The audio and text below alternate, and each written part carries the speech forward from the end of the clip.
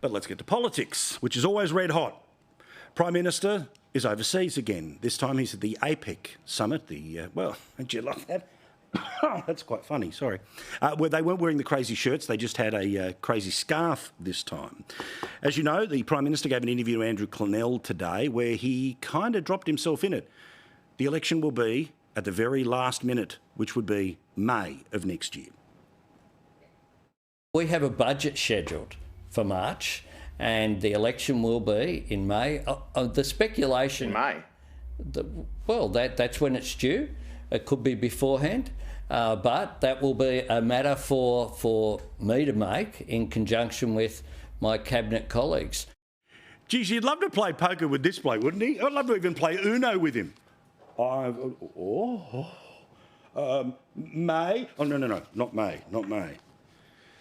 But this Prime Minister is in a world of trouble. Now, there's lots of ways to look at it. You can look at his approval rating, which is lower than it was when he, of course, took over, and it is now beneath where Peter Dutton is right now. Australia seems like, on multiple polls, they're ready to make a change after just 3 years of this government. But just as it was in the United States, when people were surprised by the margin by which Donald Trump was able to win, it's not really a surprise that the most unpopular vice president lost in a condition where 75% of people said the country was headed in the wrong direction. Now, Australia is not in that dramatic position, but the majority of Australians think the joint is headed in the wrong direction.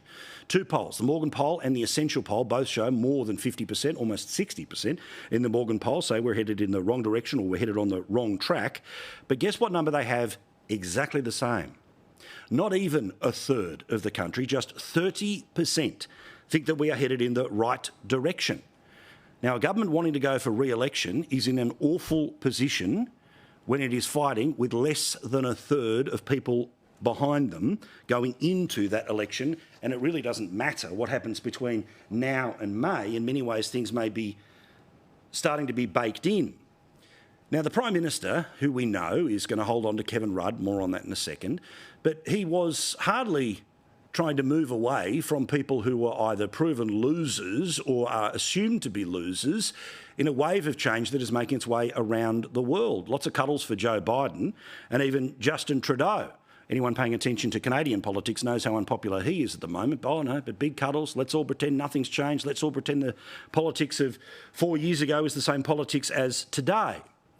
And we know that this Prime Minister's political fortunes, well, they completely took a tumble when he decided to spend the best part of $500 million on the Voice campaign, where he was distracted for an entire year trying to earn a spot in history and to buff up his Wikipedia page. But we all know what this country said, and it was 60% no. He has never recovered since.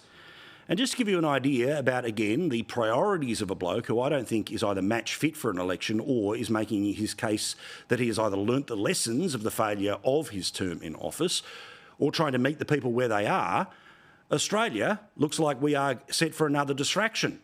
The federal government is going to work in tandem with the South Australian government to try to bid for a United Nations climate conference, the same ones that are playing out right now on the other side of the world.